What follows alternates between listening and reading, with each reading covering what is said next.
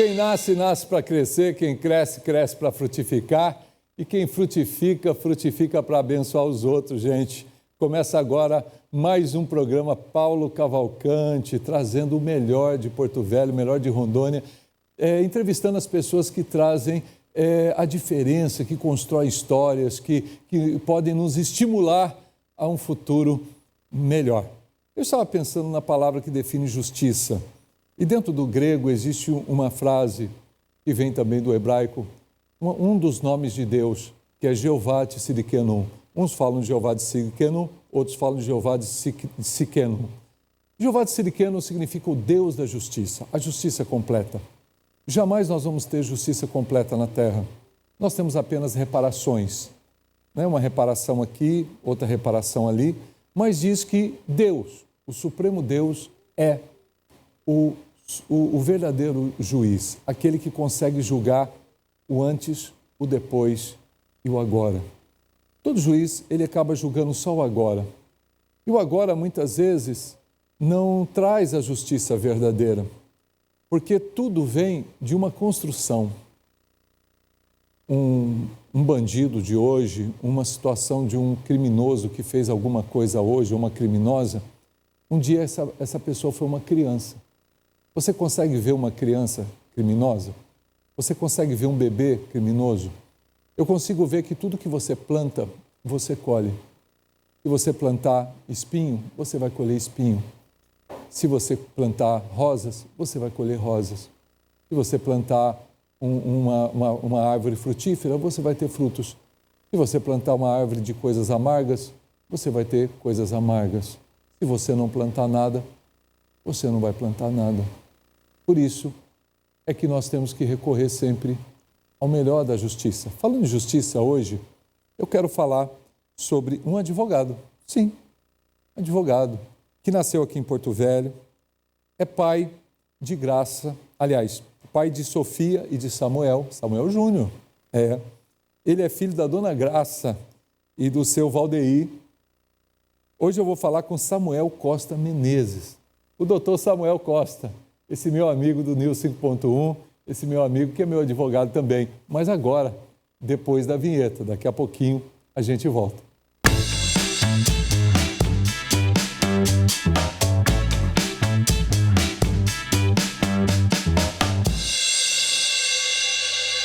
Poxa, gente, que prazer. Eu já estive entrevistando o Samuel na época da política, mas a gente é obrigado a ficar falando de política, de coisas, de partido, de tendências para cá, de tendências para lá.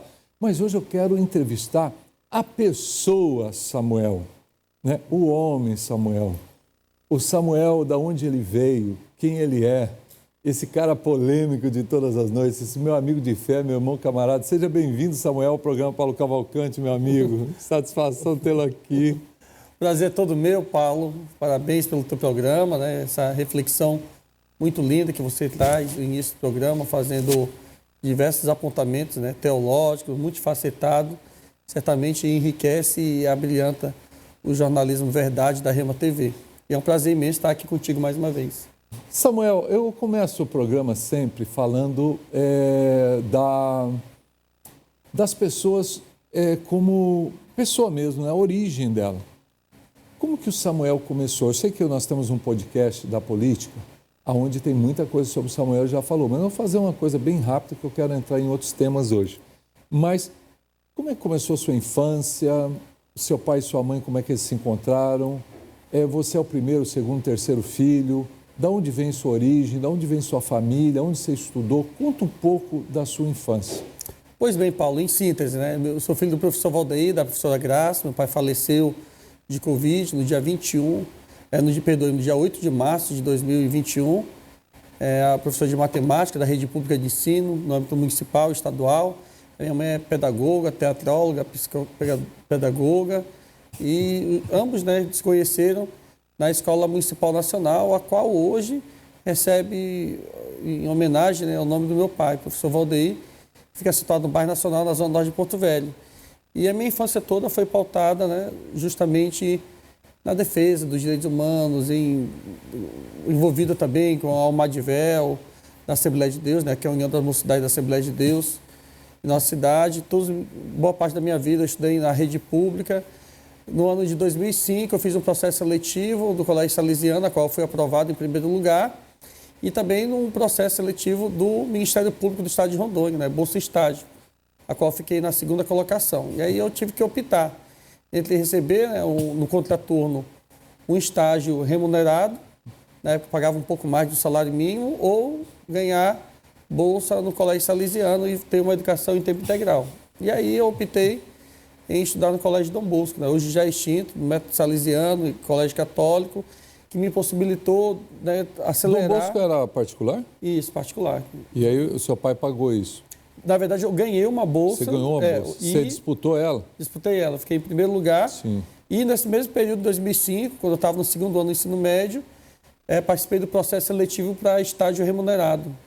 E fiquei ali na segunda colocação. E aí, como... É meio salário, né? Se eu não me engano, não me lembro. Na época eu pagava um pouco mais de um salário, porque tinha alguns benefícios. Auxílio de alimentação, transporte. O salário mínimo naquela época eu acho que ficava em torno de R$500. Pagava quase uns 800, 700 e pouco. Era um dia não para um moleque novo, né? 15 anos. Nossa. E aí eu optei, né, e abri mão. Você está falando de 1900... De 2005. 2005.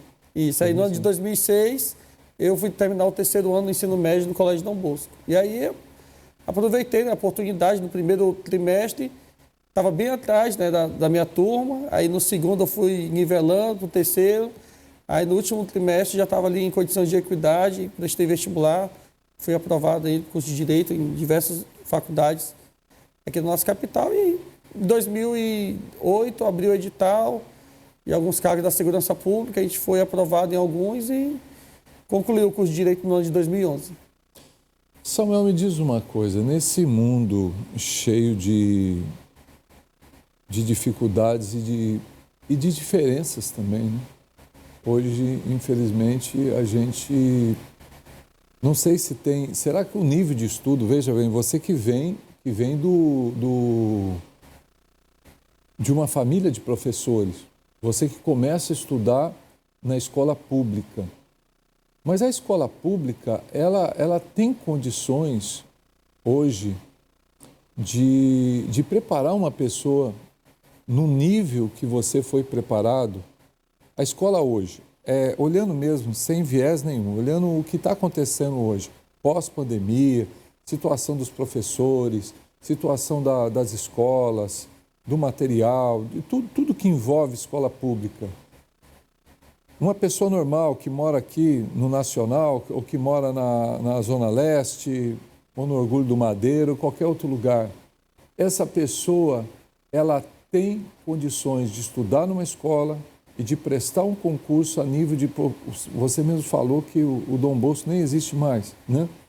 Que era ótimo. É uma pena não ter um colégio, poderia ter tido um incentivo tanto de empresários como do próprio governo para que ele não fechasse, né?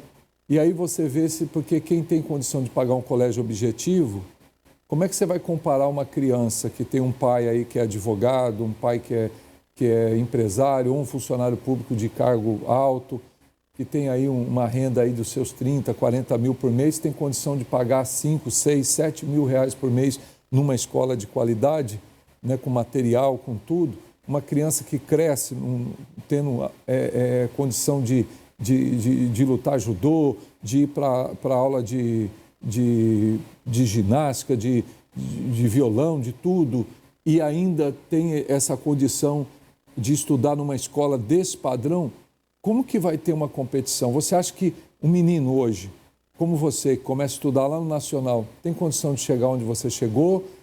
É difícil? Tem e-mails? Não tem? Você trilhou o caminho. Fale para a gente, por favor. Paulo, olha só. Os trabalhadores da rede pública são excelência, né? São submetidos a concurso de provas e título, alguns casos, contrato emergencial. Qual é a disparidade que se tem hoje na educação pública? É que a estrutura, né, da rede privada se sobressai à rede pública. E aí, paralelamente a isso, tem todas essas matérias extracurriculares que desenvolvem, né, o aprendizado das pessoas. O que eu entendo, né? Até fazer uma homenagem aqui ao meu irmão Gesimiel, que está aí na técnica. O irmão do Gesimiel, que é o Tiago Garcia Araújo, foi uma das pessoas mais inteligentes a qual eu tive a oportunidade de estudar. E aí o que acontece? O Tiago, o irmão do Gesimiel, era o melhor aluno da minha turma, na época do colégio, né? E aí, quando eu fui para o Colégio Dom Bosco, eu percebi que existiam dezenas de Tiagos, né? Um fenômeno era atípico. Tem uma canção do Zé Ramalho que diz, né, que em terra de cego, quem tem olho é rei. Imagine quem tem os dois. O Tiago, ele se destacava na escola Oswaldo Piana. Só que quando ele ia disputar, né, o cargos, né, com outros candidatos de diversas regiões do Brasil, ele era uma das pouquíssimas pessoas que tinham condições de uma disputa em condição de equidade. E existem outros colegas meus que, à época, tinham algumas dificuldades em assimilar alguns conteúdos, mas, através do esforço permanente, conseguiram lograr êxito. Um exemplo é o Gediael, né, que é de origem humilde, hoje é oficial de justiça. Hoje é o Luciano Aquino, que foi policial militar, técnico judiciário, oficial de justiça, aprovado para delegado da Polícia Federal, delegado da Polícia Civil. Hoje é defensor público, está aprovado para promotor de justiça aqui no Ministério Público do Estado de Rondônia e no Amazonas, mas que teve que se desdobrar depois da vida adulta para poder ir para uma disputa em condições de equidade. O que a gente defende? Eu entendo que é necessário a gente ter uma educação pública inclusiva e não de exclusão. Quem tem a oportunidade de fazer curso preparatório, estudar em tempo integral, está alguns passos à frente daquele jovem periférico, estigmatizado, que muitas das vezes só vai para a escola para merendar. Então, eu penso que há uma discrepância na qualidade. Não que a pessoa que é de origem humilde não tenha, né, cognição suficiente para assimilar o conteúdo, mas são horas de estudo. Enquanto no colégio classe A, o menino é preparado, né, para ser aprovado no Exame Nacional do Ensino Médio, ele tem 3, 4 professores de física, matemática, língua portuguesa, redação, história, biologia. E na rede pública, por exemplo, o meu pai, a graduação dele era em matemática, a especialização dele era em ciência da matemática. Ele era obrigado a ter que lecionar para que os alunos não ficassem sem aula a matéria de matemática, física, química e biologia. Já na rede privada, nós temos os bons especialistas e mestres para atuar em cada ramo do saber. E aí tem essa discrepância, né, na disputa nesses principais cargos de destaque. Bom, é aí que tem toda essa dedicação que a gente percebe que existe, mas a minha pergunta principal seria assim, fica bem difícil um menino que segue com todo esse preparo que tem, mas não é todas as escolas que têm tudo isso. A gente vê o tanto de greve que tem, infelizmente, de situações adversas. A pandemia fez uma divisão de águas muito grande, porque enquanto a escola particular conseguiu rapidamente resolver, porque o particular ele não depende de verba, ele não depende de nada, depende do gestor chegar, olha, compra isso, compra aquilo, no outro dia está lá, né?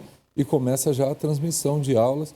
Demorou muito e é complicado, porque um jovem hoje que tem seus 20 anos ou 18 anos, que está aí tentando uma faculdade, ou se não com 17, 18 anos aí tentando entrar na faculdade, ele tem uma diferença muito grande com o cara que fez o colégio particular, né? Sem dúvidas. Por exemplo, né, assim, né, uma coisa tão óbvia, mas houve o desmonte da educação pública no estado de Rondônia e em todo o território nacional. E aí quem tem acesso, né, a mais conteúdo, a mais hora-aula, a mais testes simulados e N coisas, já está quilômetros de distância à frente. O jovem que conclui o ensino médio, né, da periferia, a maior preocupação dele é de lutar pela sua subsistência, né, querer um trabalho formal de carteira assinada. E essa formação continuada fica para um segundo plano. Com raríssimas exceções, a gente vai ter muita dificuldade de poder fazer determinado apontamento de alguém que tenha, em tese, se beneficiado simplesmente por né, pelo seu esforço individual. É tudo multifacetado. Por exemplo, em 2006, eu lembro que eu estudei com o Maurício Carvalho, Expedito Neto, o Jean de Oliveira. Todos eles falavam fluentemente 2 ou 3 idiomas. Já na rede pública, preparado, né? A gente mal conseguia definir ali o verbo to be, né? É. Então... E os caras, porque é diferente, né? Eu vejo assim, por exemplo, eu consegui dar uma boa educação para o meu filho, mas dentro das minhas condições. E ele também não gostava muito de estudar, ele gostava mais de tocar e tal. Eu já vejo a diferença, por exemplo, dos meus netos. Minha neta fala inglês fluentemente. Meu netinho pequeno já dá uma arregaçada em inglês, assim. Minha neta aprendeu assistindo e indo atrás, depois teve o apoio de uma boa escola. Então, é totalmente... Eu lembro quando eu estive nos Estados Unidos com a família, do nada minha neta começou a conversar com todo mundo lá. A gente nem tinha noção, porque ela é meio acanhadinha, né? A gente não tinha noção que ela falava inglês daquele jeito, né? E ela já salvou a gente, né? Resolveu o nosso problema ali. Então, eu vejo como que uma boa educação pode mudar tudo. Eu vejo, por exemplo, esses deputados que a gente tem hoje, como o caso do Nicolas e vários outros, que eles vão lá para os Estados Unidos e dibuem em inglês, né? E isso é diferença, é o diferencial, né? É porque, na verdade, é as potencialidades, né? Cada indivíduo, ele tem debilidades e habilidades. E aí, devido à falta de traçar ali um psicólogo, perfil profissional gráfico de cada indivíduo, aí a gente não consegue, muitas das vezes, descobrir esses talentos. Na rede pública, né? Às vezes a pessoa não tem muita habilidade para exatas, mas ela tem muita habilidade para artes, para o esporte. A gente viu aí 2 fenômenos, né, do esporte em modalidade individual. Um é o Hugo Calderano, que está top 3 do mundo tênis de mesa, e outro é o João Fonseca, que conseguiu avançar para a 3ª fase no Roland Garros. O que esses dois jovens, Hugo Calderano e João Fonseca, têm em comum? Investimentos desde da parte, né, infantil até a presente data, onde eles conseguiram, né, desempenhar, fazer intercâmbio e tal. Na periferia, outro joga futebol, outro joga peteca, outro brinca de queimada, e às vezes nós temos, né, muitos talentos no aspecto. Outros, quem é que consegue fazer um intercâmbio em Harvard, como a Tabata Amaral, que é filha de, né, cobrador de ônibus, de dona de casa? Foi através de uma ação, uma parceria pública-privada, da Ambev, que conseguiu pegar jovens talentos nas Olimpíadas na rede pública e potencializar. Agora... Mas isso é a minoria da minoria, né? Se a gente tivesse, por exemplo, eu sei, por exemplo, da época de um clube, não é maçonaria, aquele outro. Demolei?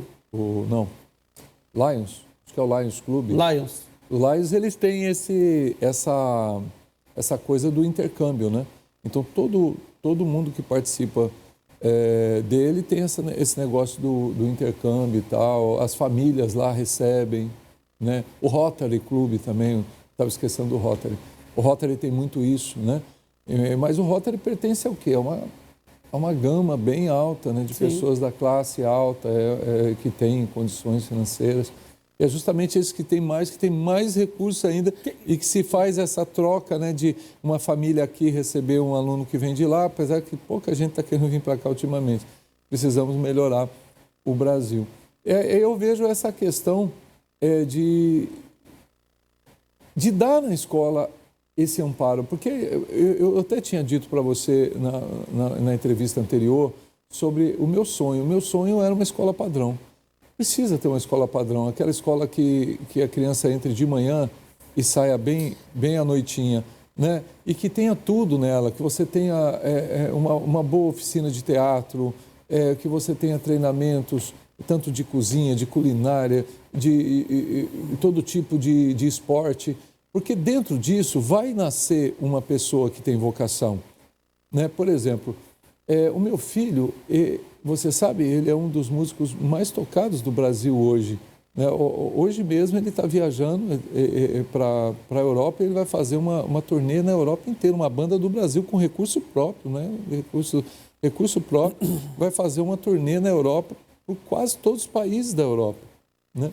E quando que consegue isso? Por que conseguiu isso? Primeiro, não teve incentivo muito de ninguém. Mas como na igreja você tem aquela coisa natural de ter que tocar o instrumento, ele não aprendeu com quase ninguém, ele foi lá e começou a tirar na unha mesmo, e de repente ele começou a assistir, na época eram fitas de vídeo, e começou a estudar isso, e começou a desenvolver, e com o tempo foi crescendo, e ele tinha a questão de vocação também, né? E tudo isso. Agora, você imagina se você tem uma escola que dá essa condição. Quantas vezes eu fui na escola lá de Fernandópolis e a gente montava um equipamento, levava e fazia dança de hip hop, disputa de rap. Naquela época o pessoal curtia rap, então a gente fazia disputa de rap, e um fazia um rap aqui, outro fazia um rap ali, e a gente conseguiu fazer tantas coisas, gravou tantas bandas, e foi dali que originou, inclusive, o Ministério Morada, né? Que na época tinha vários outros envolvidos, né? Tinha GPD,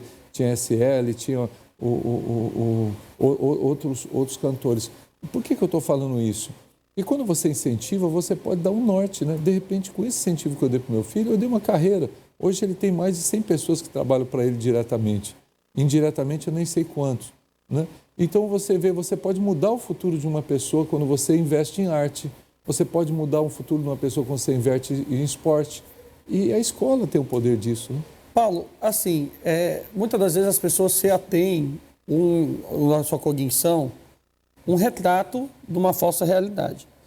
Essa busca, né, pelo bem-estar social existe, só que é estigmatizada porque alguns setores da imprensa querem deturpar. Países asiáticos, a exemplo do Japão e a China, estão dando um baile nisso aí que está falando. Por exemplo, a China hoje forma cerca de 500 mil engenheiros nas mais variadas áreas, elétrica, mecatrônica, petrolífico, construção civil, 500 mil engenheiros por ano. Porque aqui no Brasil, o estado do Ceará, que é um dos estados mais pobres da federação, fez um grande pacto em defesa da educação. Lá, independentemente do governador, do prefeito, dos vereadores e deputados estaduais, deputados federais e senadores, que são eleitos ou reeleitos, e fizeram esse pacto, grande pacto pela educação, onde todas as escolas da rede pública são bilíngues. E aí o que possibilitou as pessoas? Possibilitou que hoje, das 100 melhores escolas da rede pública do Brasil, mais de 70 estão no estado do Ceará. E aí, das vagas do Instituto de Tecnologia, né, Tecnologia da Aeronáutica, o ITA, a maioria das vagas é preenchida por alunos cearenses. O que eu quero dizer aqui para vocês? É que os investimentos, nós temos bons profissionais da educação lecionando. A diferença são as condições de estrutura que tu vai dar. Por exemplo, nesse exato momento, milhares de crianças estão indo mais cedo para suas casas por não ter sequer merenda escolar. Nós já estamos avançando aí para quase a metade do ano de 2025. Então, essas crianças, né, têm debilidade na visão, falta de vitaminas, falta de alimento. E aí, quando a gente vê alguma ação do governo no sentido de viabilizar o pé de meia para tentar segurar essa meninada, para não desistir, não ter um alto índice de evasão escolar, alguns setores políticos tentam, né, deturpar e dizer que essas ações sociais, de política de afirmação, não ajudam a impactar ou melhorar a vida dessas pessoas. Eu acho que passou da hora, aqui delimitando, né, no nosso estado, a gente eleger pessoas que tenham como pauta principal a defesa da educação, não de forma ideológica, né? Escola sem partido, esquecer esse negócio de esquerda e direita e focar no aprendizado. Cerca de 60% dos nossos jovens que saem do ensino médio têm dificuldade de fazer uma simples síntese de um fato, né? Tem dificuldade em fazer interpretação de texto. Enquanto aquele aluno da escola classe A, que é referência no nosso estado, consegue ser aprovado ali pela recuperação, ele está muito à frente daquele da rede pública. É o quê? É a tecnicidade, o mesmo método que é aplicado na rede particular é no público. A diferença é o quê? É a estrutura. No classe A nós temos salas climatizadas, temos escola bilíngue, tem aula de reforço, tem cursinho. Agora, não adianta a gente querer sobrecarregar o professor pagando pouco mais de um salário mínimo e meio de vencimento base, dar um pincel ou um giz branco e querer que esse professor salve a vida de centenas de alunos. É humanamente impossível, né? Eu acho que nem Jesus conseguiria resolver o problema, né? O problema da educação pública, que requer o quê? Mais investimentos. Tem merenda de qualidade? O dinheiro, essa turma aí do Centrão, que se apoderou do FNDE, né? 87 bilhões. Não falaram muito do kit robótica no passado?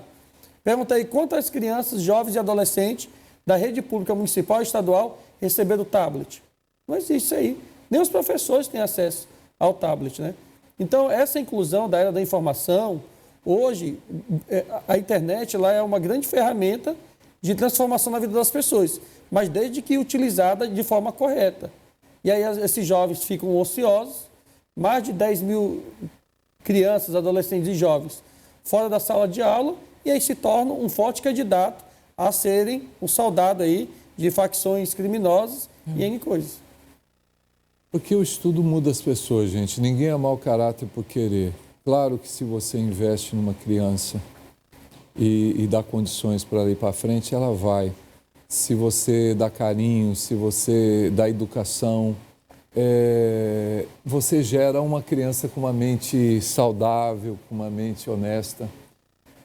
O problema é ter família para isso, é ter pessoas para isso, né? A gente não pode desanimar, mas que o problema é muito grave, porque depende do nosso futuro.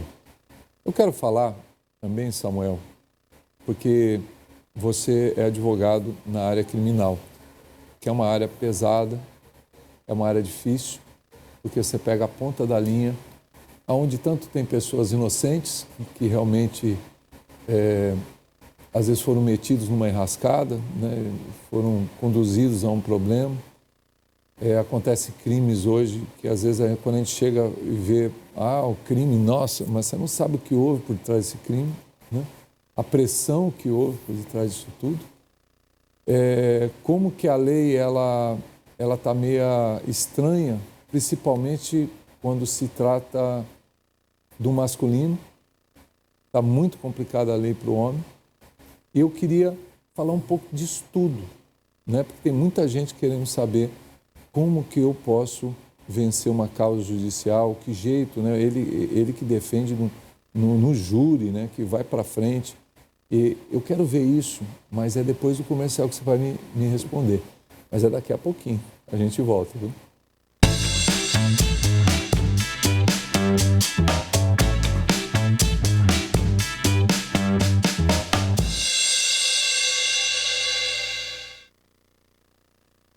Comece hoje seu negócio de sucesso, sem investimento, sem aluguel, sem chefe e tenha sua liberdade financeira. Só a Donatella te oferece a oportunidade de virar a chave da sua vida. Faça como mais de 370 mulheres que já conquistaram a sua tão sonhada independência financeira. Seja uma representante oficial da marca e tenha 40% de lucratividade. Quer saber mais? Entre em contato conosco. Donatella, semi-joia de luxo ao seu alcance.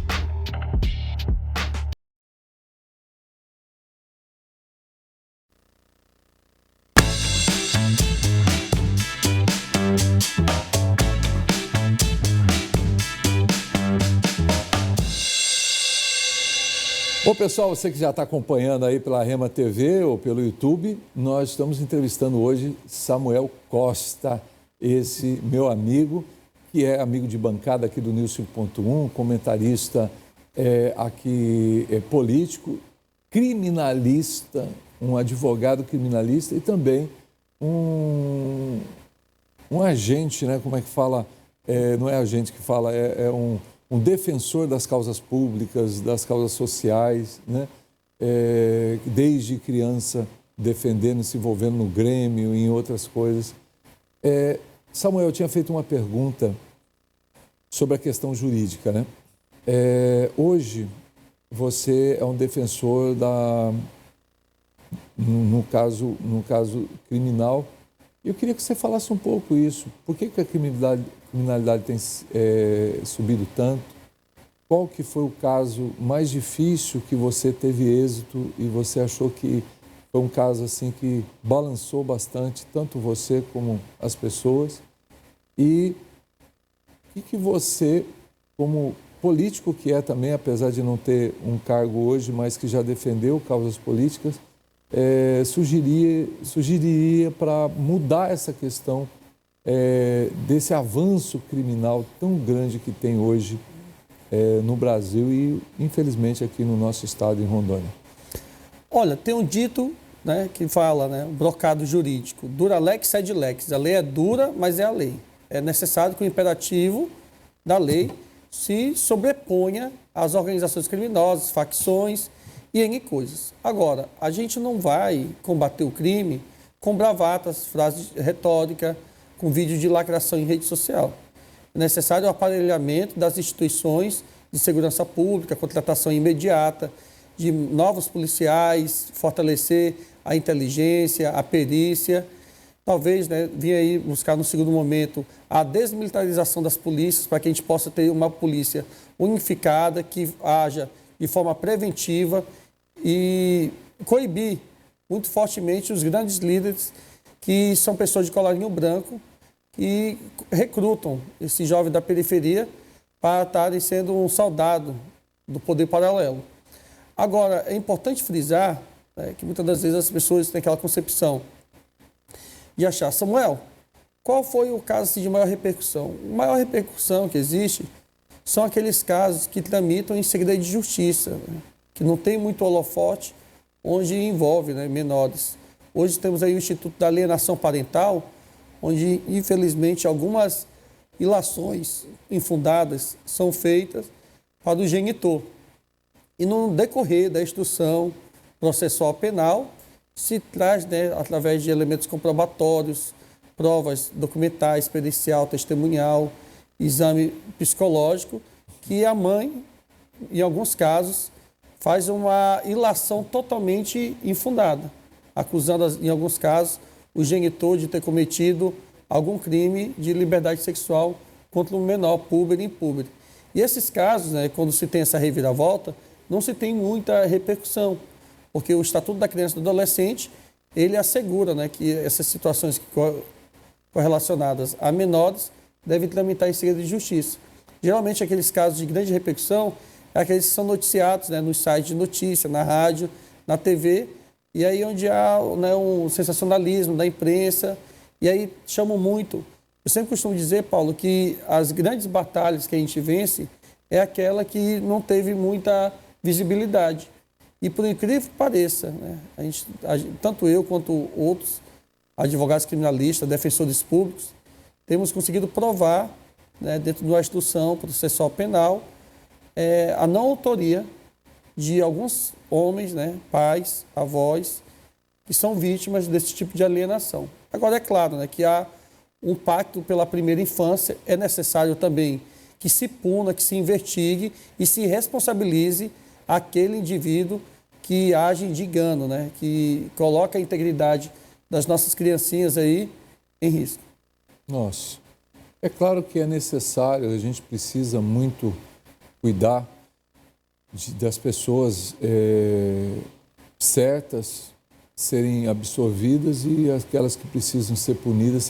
Acho que não tem um crime pior do que um abuso sobre uma criança, porque o abuso já é horrível em qualquer circunstância, não tem cabimento. Mas o abuso numa criança, gente, cria um trauma, cria uma patologia, cria uma doença, doenças psicossomáticas que você vai ter um adulto doente. A grande maioria dos abusadores já foram abusados, estão apenas devolvendo o que a sociedade deu. E aí eu entro naquela outra situação que eu acho que o advogado consegue entender melhor do que eu. Eu, como clérigo, já fui missionário há muitos anos. A nossa formação é humana, né? A gente quer cuidar do humano, a gente quer cuidar da pessoa. Um filme que eu gosto muito, um livro que eu li há muitos anos atrás, mostra Deus de uma forma muito humana, que é o livro A Cabana, que conta justamente, não sei se você chegou a ler o livro, o filme você deve ter assistido. Sim. O livro ele é muito forte, porque o livro conta uma situação de um serial killer que ele mata uma criança. Essa criança desaparece, ninguém sabe o que aconteceu, né? Fica aquela coisa. E esse pai tem uma situação tão grave, e ele acaba tendo um encontro com Deus, e existe uma história toda onde Deus tenta tirar dele esse peso. E no julgamento dessas pessoas todas, nós encontramos Deus olhando o passado dessa pessoa, né? Dentro dos julgamentos que você participou já, você já viu pessoas que realmente tinham cometido erros, mas quando você foi a fundo, você descobriu que apenas ela estava refletindo aquilo que ela recebeu a vida toda? Porque isso aí, existem algumas técnicas, né, que são, né, fora assim, no mundo jurídico, apesar de estarem um pouco entrelaçadas. Mas requer regresso, hipnose, um acompanhamento multidisciplinar com psicólogos, psiquiatras, psicanalistas, e fazer esse determinado apontamento em tela. Mas, assim, chega um percentual significativo de pessoas tem esse distúrbio, né? É uma doença. Agora, a gente não pode confundir, né, o Instituto da Pedofilia com o Instituto do Estupro. O estupro de vulnerável, ele ocorre toda vez que há ato libidinoso ou não ato libidinoso, né, toques. Então, caracterizou o crime, né? Agora, a pedofilia em si é um distúrbio mental, onde a pessoa tende a atender a sua lascívia, né, com materiais pornográficos infantil. Que nada mais é do que você comprar, incentivar alguém que pegou uma criança, que aliciou uma criança ou que sequestrou uma criança e que filmou ela tendo ato sexual e que vendeu para você. Para mim é a mesma coisa. Perfeitamente. Então, assim, é por isso que a luz do Estatuto da Criança e do Adolescente traz, né, esse tipo, né, a pessoa manter conteúdo pornográfico infantil está cometendo crime à luz do ECA. Então, é muito interessante a gente fazer isso aí, porque a gente consegue fazer essas investigações de forma inteligente, de forma, né, preventiva, repressiva, sistemática. É necessário também, né, teve aí uma situação que foi educação sexual nas escolas, né? A minha mãe é pedagoga, psicopedagoga, teatróloga, da Assembleia de Deus, do ciclo de oração, uma mulher séria, né? Ficou há quase 40 anos lecionando na rede pública. E ela conseguiu, né, através desses métodos, diagnosticar crianças que estavam sendo abusadas sexualmente por pai, pelo tio, pelo irmão, pelo primo, pelo avô. E aí, em decorrência disso, né, depois de munida de todos esses elementos, avoca para si a responsabilidade do Conselho Tutelar e faz a representação na Delegacia de Proteção da Criança e do Adolescente, que instaura-se um inquérito policial. E depois de ouvido todos os elementos, é encaminhado esse inquérito ao Ministério Público, para a Promotoria da Criança, da Infância e do Adolescente. E aí oferece a denúncia, se o juiz, né, o Estado juiz, recepcionar essa denúncia, é oportunizado ao indivíduo ampla defesa, contraditório, os princípios constitucionais, né, o devido processo legal, o princípio da presunção da inocência ou da não culpabilidade, conforme dispõe o Supremo Tribunal Federal. Agora, isso é um fato público e notório. Cerca de 87% dos crimes contra a criança, né, sexuais, ocorrem no ambiente familiar. Horrível, né? E isso aí é um dado, né, alarmante. E a gente faz esse chamamento aí para que os pais, os avós, fiquem atentos e em qualquer sinal de lesão, né, à ordem, né, que represente aí os órgãos. Porque você vê também que a família se protege, né? Quando descobre, aí acaba tendo aquela proteção, aí fala, olha, não fala não, nós não vamos deixar isso mais acontecer e não sei o quê. E é horrível, é horrível. Porque é onde a criança deveria ser mais protegida, né? E acontece uma situação dessa. Mas aí tem o outro lado da história também. Tem casos que a pessoa é inocente. E é muito triste, porque você ser acusado de uma coisa dessa, tão absurda, e você não for culpado, deve ser uma dor que não tem cabimento. Aí o advogado entra com, né? Exatamente. Quando a prisão é em flagrante, ocorre a prisão em flagrante. E aí o delegado de polícia homologa essa prisão em flagrante. Hoje nós temos o instituto do juiz de garantia, né? Da audiência de custódia. Essa audiência de custódia, ela não analisa o mérito. Ela vai analisar se a prisão ela foi legal ou ilegal. Ou seja, houve arbitrariedade, houve abuso, foi lido os direitos constitucionais, foi oportunizado a ele o direito de permanecer calado, ele foi vítima de agressão, aí esse juiz faz a admissibilidade, que pode homologar a prisão em flagrante e transformar ela numa prisão preventiva, né, através de uma medida cautelar, e outras situações elencadas lá no artigo 302 do Código de Processo Penal, que são as medidas adversas da prisão. É o uso da tornozeleira eletrônica, prisão domiciliar, não ser afastado, né, da comarca, sem comunicar à autoridade judicial e N coisas. Se a pessoa tiver a prisão preventiva decretada, aí poderá estar sendo entrado, né, ajuizado algumas ações. Dentre elas, o pedido de revogação de prisão preventiva, para que o indivíduo responda o processo em liberdade até sentença condenatória, ou subsidiariamente o habeas corpus, né, que vem do latim corpo livre, corpo aberto, que visa combater eventual prisão ilegal, arbitrária. Então você acha que a questão da audiência de custódia, que é tão, às vezes o pessoal fala mal da audiência porque põe um bandido para fora, mas ela é necessária, né? Paulo, imaginemos o seguinte, né? Acho que só quem precisa que sabe. Olha só, as pessoas hoje, elas podem falar, olha, eu nunca vou ser traficante, eu não sou pedófilo, eu não sou ladrão, eu não cometo agressão física, eu não vou cair na lei seca. A única coisa que ninguém nunca pode dizer é dizer que não vai matar. Toda pessoa, aquela velhinha lá da tua igreja, que ora, tem o joelho calejado e é uma mulher de Deus, de verdade, ela pode assassinar uma pessoa. Agora, tem que ser analisado o quê? As circunstâncias que fizeram ela atirar a vida do outro indivíduo. É por isso que nessa situação específica, em crime contra a vida, quem faz o julgamento é o Tribunal das Lágrimas, ou seja, o Tribunal do Júri. 7 pessoas do povo, né, que têm pouco ou nenhum quase conhecimento jurídico, são escolhidas aleatoriamente para que faça a admissibilidade. Então, a pessoa pode matar. Está tipificado, né, a conduta. Artigo 121, matar, pena, de tanto tempo a tanto tempo. Agora, existem as excludentes de licitude, estado de necessidade, por legítima defesa de si, de outrem. Pressão psicológica. Enfim, N coisas. A gente observou aí um fato que foi publicado aí nas últimas 48 horas, de uma moça de 22 anos que ceifou a vida do seu companheiro.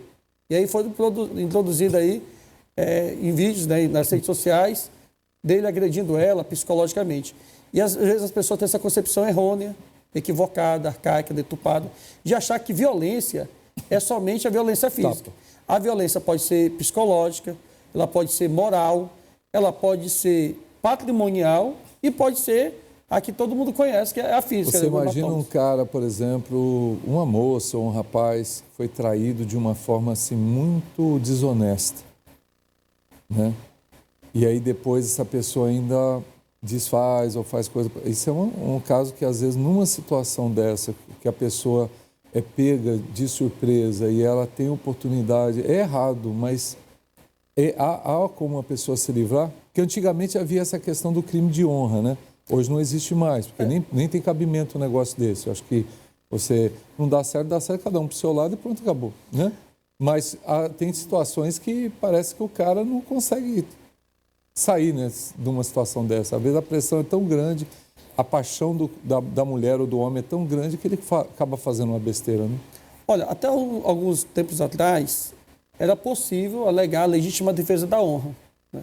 O cara era traído pela companheira, assassinava o cara e a mulher e avocava para si esse, né, coisa sexista, misógino, machista, dizer, olha, eu matei porque ela estava me traindo e feriu minha honra.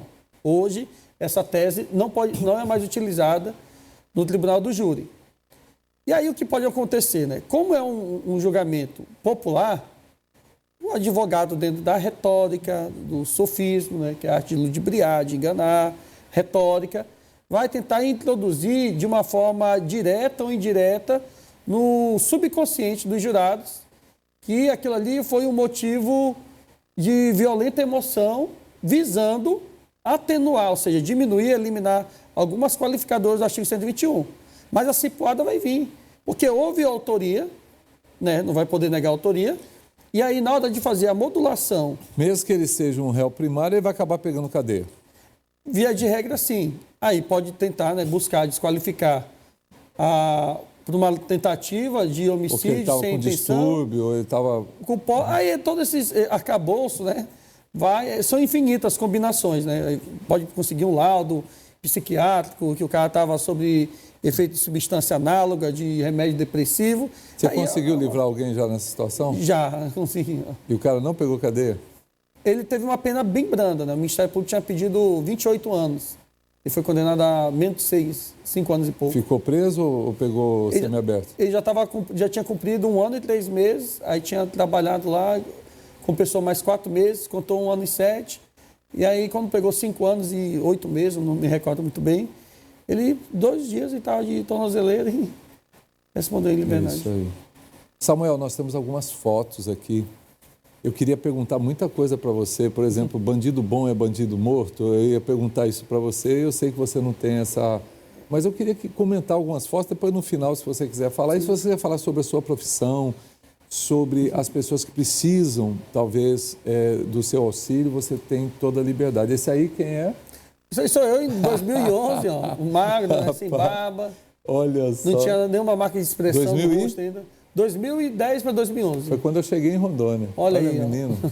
Olha o menino. 2010, 2011. E aí? Isso aí foi em 2000, é mais recente, já 2016, ainda estava um pouquinho mais magro, não estava tão gordinho. Vendo. Garotão. Bonito, né? Claro.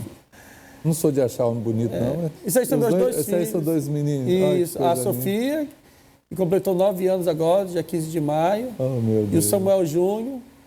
Samuel, você dá bem com ela? Dá bem, sim. Puxa o cabelo lá de vez em quando, mas se dão bem. Olha aí só Samuel Júnior na praia, no Ceará, no final do ano. Isso. Eita, Ceará é bom demais. Aí foi na unidade prisional em Guajará-Mirim, atuando aí num caso de grande repercussão, onde houve uma espetacularização, enquadrado os caras em associação criminosa, furto, receptação. Cara, foi uma operação assim, no final, é só tentativa de estelionato. Está todo mundo respondendo em liberdade. Acredita? Eita, meu Deus. Você no júri, né? Isso, essa aí eu acho que foi a penúltima. É a atuação nossa no Tribunal do Júri. Ali o doutor Daniel, o doutor Leonardo, que estiveram comigo. Isso lembra filme, né? Eu gosto muito disso aí, eu gosto muito de filmes sobre júri. Isso, não foi uma boa discussão. Você assistiu aquele filme, o Júri? Os caras... Eu ainda não assisti, não, mas eu vou assistir. Muito forte aquele filme. Né? É muito. E aí foi um momento... E o mais interessante, né? Esse confronto direto entre a defesa e o Ministério Público, ele enriquece, né? Aí tem aquela briga e no intervalo vai para o almoço o Ministério Público. Olha, doutor, foi uma honra duelar, né? Discutir, debater com o senhor. E eleva a qualidade, né? E assim, eu encontrei promotores que escreveram livros, foram pessoas que eu estudei na época, para graduação, para concurso público. E aí, quando vai para esse confronto direto, a gente fala, poxa, cara... Você usa a técnica dele mesmo? Algumas a gente vê, aprendeu, acho que é a coisa mais deliciosa que tem isso aí. Samuel, nós estamos chegando ao final do programa, não falamos tanto, batemos papo, mas eu queria falar sobre mais, né, sobre a questão do bandido morto, bandido é bandido bom, se não existe um jeito de a gente mudar essa questão do Código Penal para fazer esse pessoal melhorar e a gente recuperar pessoas, Paulo, né? Mas eu quero que, dentro disso tudo que você vai falar, você já faça no final suas considerações finais e dê todo o seu recado. Bandido bom é aquele que é regenerado, que cumpre a sua pena, é reinserido ao convívio da sociedade e tenta, né, ser uma pessoa melhor. Todas as pessoas... Vai no PEC mais, né? Vai no PEC mais. Todo indivíduo é suscetível a cometer erros. E o sistema penitenciário brasileiro, apesar das suas debilidades, tem uma legislação muito eficiente, que é a Lei de Execuções Penais. Então, o ânimo, a vontade do legislador ao redigir essa lei especial foi para fazer com que tenha uma progressão de regime, de forma escalonada, onde ele sai do regime fechado, vai para o semiaberto, vai para o aberto e seja uma pessoa melhor. E aí, quando a gente vier com essa simplificação, né? Tem que matar, cadê? Primeiro, meu irmão, não é admitido na nossa Constituição a matança, né? Pena de morte. É uma cláusula pétrea, né? Imutável. Então, uma hora, mais cedo ou mais tarde, esse indivíduo vai ser reinserido ao convívio da sociedade e que ele possa refletir, pagar pelos seus crimes e tentar, né, ser uma pessoa mais espiritualizada. Parabenizar aqui todas as igrejas evangélicas, a todas as religiões que prestam excelente serviço à sociedade. Se não fossem essas instituições, a exemplo da tua ONG, né, que eu já tive a oportunidade de levar 2 pessoas à tua casa, né, e se tornar uma pessoa maravilhosa, estão na igreja, aquele nosso amigo lá está na prefeitura trabalhando, olha, mudou da água para o vinho, só está trazendo orgulho para os pais, e o Estado, infelizmente, ele peca. Eu acho que tem que acolher mais essa demonização, dizer que associações, que ONGs, olha, 98%, quase 100%, são sérias. Tem uma falha ali, outra coisa, mas tem que ser melhorado. E vivem capengando. Vive capengando. É uma dificuldade. É um sacerdócio isso aí. É um sacerdócio. Uma pessoa dessa aí já tem vaga no céu. Garantido, amigo. É um sacerdócio. Porque você toca mesmo sem condições. E parabéns, viu, Paulo? Eu sei que não é fácil. Muitas pessoas não sabem, né? Você tem que já vender patrimônio teu para manter um negócio daquele tão bonito. Ninguém pagou lá. Eu acho que levaram uma cesta básica de R$80. Ó. E se fosse pagar um tratamento desse aí... Não sai. Eu vou falar aqui porque é uma pessoa famosa. Se eu tiver pelo menos 20 pessoas, eu preciso de 2 mil para cada pessoa para manter o... E assim, né? Eu vou falar porque é uma repercussão, cara, famoso. O Fábio Assunção gastou mais de 150, 300 mil reais. E aqui nós temos instituições que fazem isso de forma filantrópica, sem custo algum. Acho que o poder público... criar, o Vencemos Gigantes, que é a minha, a Roseta, são dezenas de casas aí que estão prontas para fazer. Chegamos ao final, Samuel. Que bom que você está aqui. Fale o seu telefone. Às vezes a pessoa está precisando de um advogado. Eu sei que você não está fazendo propaganda, mas... Tipo assim, as pessoas podem me seguir nas redes sociais. Porque tem algumas coisas da OAB que não pode divulgar, não sei o quê, né? É promoção pessoal. Mas olha, minhas redes sociais é Samuel Costa, PVH, Instagram, Facebook, TikTok, Kawaii. Qual é aquele outro lá? Trends, né? X. Mas o Instagram mais conhecido é Samuel Costa, PVH. Samuel Costa, PVH. Isso. Aí tem de vez em quando tem umas dicas de direito, alguns vídeos explicando. Tem algumas condutas, né, que é vedada lá pelo Estatuto da Advocacia. É meio chato, assim, né? Eu vou inteiro, essa daí, ó. Pode seguir, ó. Inclusive aí, pode seguir, ó. Tem que seguir de volta, né? Ó, segue de volta aí o perfil da Rema, eu já tô seguindo. Olha, tô seguindo. Top. Isso aí, tem alguns vídeos, explicações. Se puder clicar aí, Jasmine, nessa foto da plateia aí, ó, em cima, filho, que tem uma foto de uma senhora com um rostinho. Lá em cima aí, isso. Essa daí mesmo, ó, no canto. Ó. Isso aí foi um texto que a gente escreveu. Vou falar uma coisa para vocês. Quando o negócio aperta, a última a abandonar o filho é a mãe. É a mãe. Olha, essa imagem eu estava no júri. A mãe ficou do início ao fim, vendo o Ministério Público massacrar o filho dela, chorando, calado, soluçando. E fica um recado aí para esse menino estar entrando aí na criminalidade, quem vê de bandidagem, não vale a pena. Os caras da facção, meu irmão, estão tudo aí nos States, nas Ilhas Maldivas, em condomínio de alto padrão, recruta essa meninada nova. E quando o negócio aperta, é só a mãe que fica do lado do cara. Só. Quando a mãe... Cadê as meninas lá do funk? Cadê esquece as do baile? Mulher, não tem nenhuma aí? Esquece todo mundo. Olha, vou falar uma coisa para vocês aqui. Eu geralmente estou ali no presídio Urso Branco, que é o presídio de entrada. Numa fila, ali no dia de visita, de 100 pessoas que vão entrar. 90 são mãe. 6 ou 7 são mulheres. Um é um tio ou uma tia e tu encontra 1 ou 2 pais. A mãe não abandona o cara. Quando tu vê um camarada que a mãe dele abandona... porque ele é muito ruim. É muito ruim e é difícil de regenerar. É isso aí, gente. Com esse último comentário, nós encerramos o programa de hoje, desejando a você um final de noite de sábado abençoado. Se você está assistindo a reprise no domingo também, uma semana de bênção para você. E você pode nos acompanhar no YouTube. Que Deus vos abençoe e vos guarde. Que Ele faça resplandecer o rosto dele sobre você. Que Ele te dê a paz. Tchau, tchau, pessoal.